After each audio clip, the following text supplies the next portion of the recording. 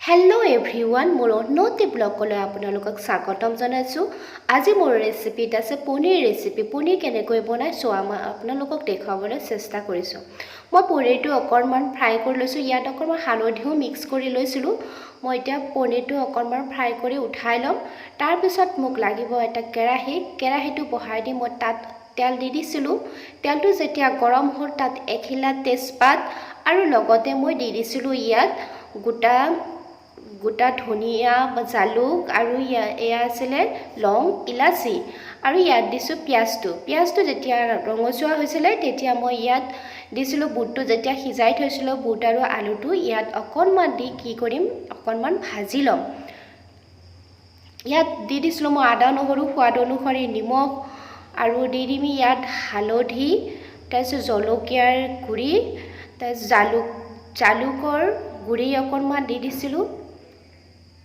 এইটো আছিলে কাশ্মীৰী। এইখিনি মই অকণমান কি কৰি ল'ম ভাজি ল'ম। যেতিয়ালৈকে এইটো অকণমান ৰঙচুৱা নহয় তেতিয়ালৈকে মই ভাজি থাকিম।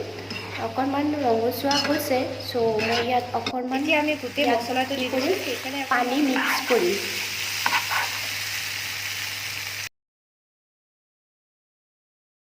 এতিয়া মই ইয়াত দি দিম অকণমান পানীটো যেতিয়া কমিবলৈ ধৰিব তাত মই আকৌ ইয়াত দি দিম যিহেতু মই ভাজি থৈছিলোঁ পনীৰখিনি ইয়াতো কি কৰিলোঁ মিশ্ৰণ কৰি দি দিলোঁ।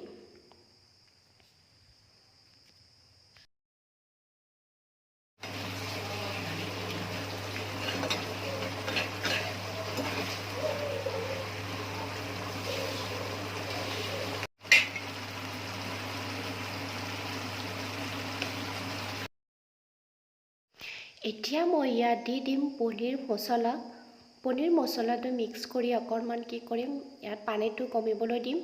তাৰপিছত আমাৰ পনীৰ ৰেচিপি তৈয়াৰ হৈ যাব। চবলোক আপোনালোককো দেখুৱাইছে এয়া মোৰ পনীৰ ৰেচিপি তৈয়াৰ হৈ গ'ল।